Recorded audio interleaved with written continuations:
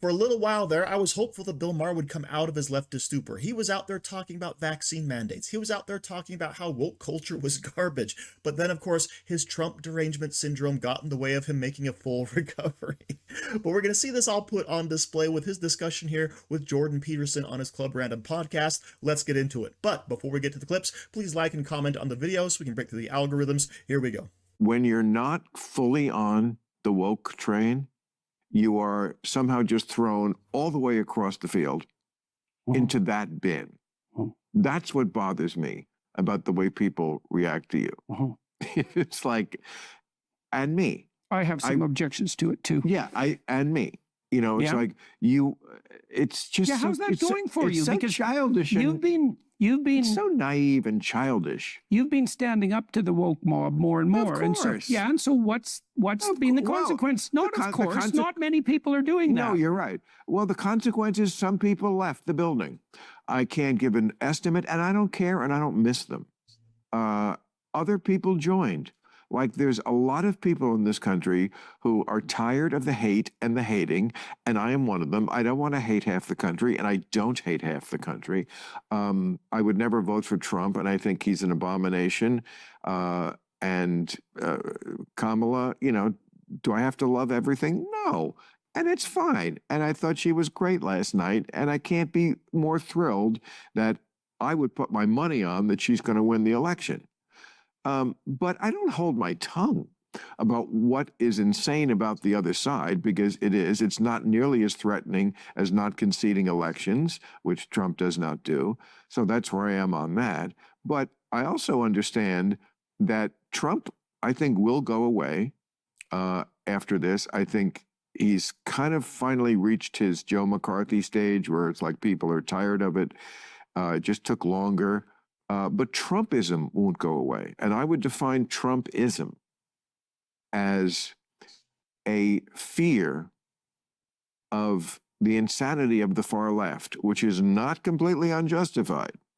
And therefore, anyone is better than that. And Trump proves it because he is that anyone. If he's okay, if he, in all his monstrosity, is still better than what you fear about the left, that's a problem the left has to deal with. It would be so easy. This thing I just mentioned about Colombia, where they were saying we want to eradicate the United States as it is. How about pick some Democratic politician, pick that as your Sister Soldier moment. Remember Sister Soldier? That's what Clinton, he made a thing about a rapper who had said, we should take a week out and just kill white people. Now, no one was... It'd take longer than a week. It would take... Exactly. But she said... She's just not committed to the task. She was being reasonable. She said, let's take a week. Okay. And nobody really took this seriously. He purposely picked on that. And someone could do that. Does anybody think most kids in America want to eradicate America? Of course not. But just pick out something to signal to the middle of this country, we're not as crazy as the super crazies on the far left. Just pick it. That's a Sister Soldier moment. We don't want to eradicate America. Okay? So Trumpism will not, they will find someone. You know, they will find another Trump. It's not really just him.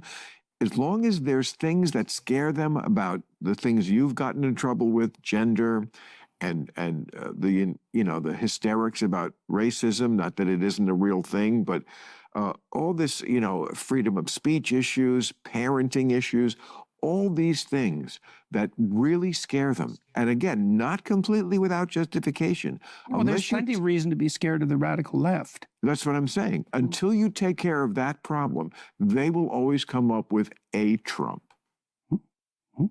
So what Bill Maher isn't understanding there is that the radical left has taken over the Democrat Party, all right? There are no politicians that will stand up to them. If you are not in all the way with the radical left, they will go after you, okay? That's basically just how it is. Now, I'm sure there's some politician out there somewhere who's like, yeah, maybe we've gone too far, but I'm not hearing about it. They're not on CNN. They're not on MSNBC saying, you know what? We've really got to tamp this stuff back. No one really wants to go after the kids with all this gender ideology. No one really wants to defund the police. And yet we're not hearing it. So when Bill Maher says there's plenty to be afraid of on the far left, he is correct. But of course, he has to double down and say, oh, I'm more afraid of Donald Trump because he doesn't concede elections. Well, do you have that fear about Hillary Clinton? Yes, she actually did concede, but then she spent the next several years all through Trump's presidency saying he knows he's a false president. It was the Russians who installed him, right? There was election interference. But Bill Maher hasn't come out and condemned her. And what about Stacey Abrams? To this day, she thinks she's still the governor of Georgia, but is Bill Maher going to condemn her?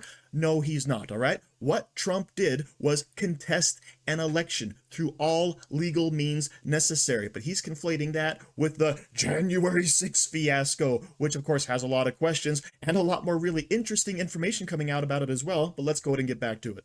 I spent 5 years working with Democrats, trying to pull them to the center. And I had a lot of behind-the-scenes conversations with people, virtually none of them public, because virtually no one would talk to me publicly. We're talking about politicians? Yes, yes, and many of them. And I asked them all, on the Democrat side, I asked them all the same question, purposefully. And I asked this to RFK too. When does the left go too far? Because obviously the left can go too far. And none of them would answer. And so, really? Not one. Dead serious. In private? In private as well. Come on. No, I'm telling you the truth. And I know some people who would answer that. Well, look, it's also, I stopped doing a fair bit of that about a year and a half ago. And things have changed. There are more people on the moderate Democrat side who are willing to draw a line with regard to the radical leftists, but they're still not very good at defining it. So they'd reverse the question and ask me, like, when do you think they go too far? And I thought that was simple. It's like equality of outcome. And the universal response to that was always the same. Oh, they don't really mean that. Well, it's like, yeah, they do. To be fair, it is more complicated than just that.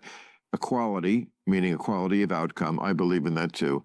Equity is what they changed it to, a lot of people on the far left, and, Biden went along with all of it, means, no, some people started out not from the same place, so we should make an effort to redress that.